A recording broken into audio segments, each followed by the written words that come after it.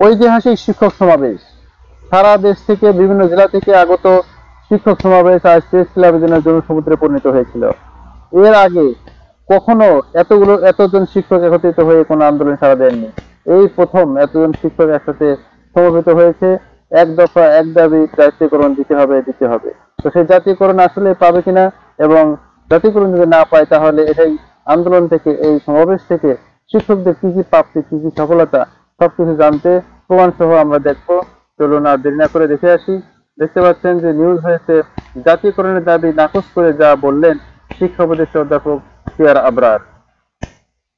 জাতীয়করণের দাবি নাকচ করেছেন শিক্ষা উপদেষ্টা অধ্যাপক রফিকুল ইসলাম আবরার।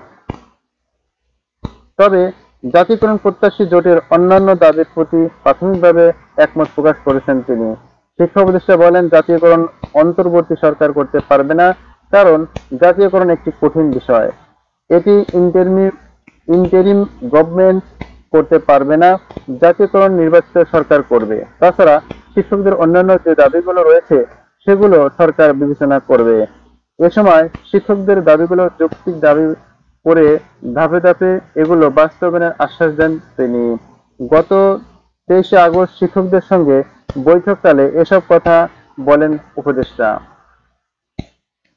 সভা সূত্রে একাধিক শিক্ষক বিষয়টি জানিয়েছেন। সভায় বদলি নিয়ে শিক্ষা উপদেষ্টা বলেন, ইতিমধ্যে সর্বজনীন বদলির বিষয়ে শিক্ষা মন্ত্রণালয়ের একটি কমিটি গঠিত হয়েছে।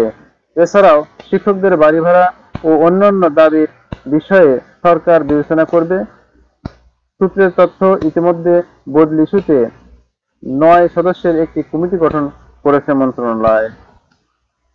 জানা গেছে, শিক্ষকদের বাড়ি ভাড়া বাবদ 1000 টাকা বাড়িয়ে 2000 এবং চিকিৎসা বাবদ 500 টাকা থেকে বাড়িয়ে 1000 টাকা প্রস্তাবনা অর্থ মন্ত্রণালয়ে পাঠানো হয়েছে।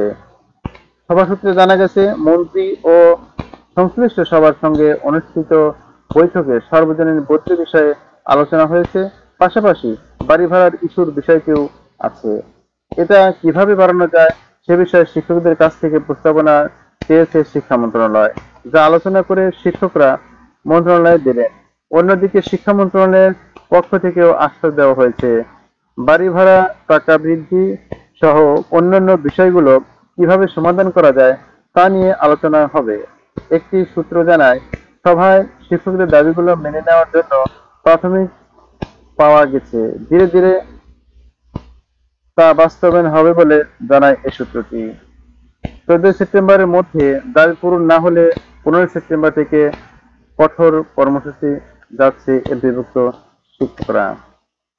প্রিয় ভিউয়ার্স, প্রিয় সহকর্মী শিক্ষক ভাই ও বোনেরা, আজকের এই আন্দোলন জাতি সারা জীবন স্মরণ রাখবে, এবং আজকের এই আন্দোলন যদি এই বাজেটের আগে হতো তাহলে হয়তো আমাদের আরো কাঙ্ক্ষিত আশা পূরণ হতো।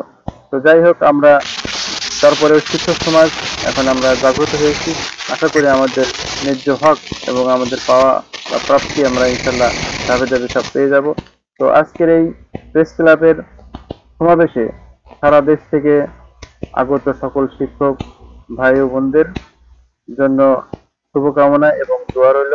আপনাদের স্বতঃস্ফূর্তভাবে এরকম সমবেত হতে এসে আপনারা যে সময় দিয়েছেন, কষ্ট করেছেন, এজন্য পুরা জাতি আপনাদেরকে স্মরণ রাখবে। ধন্যবাদ সবাইকে। আসসালামু আলাইকুম।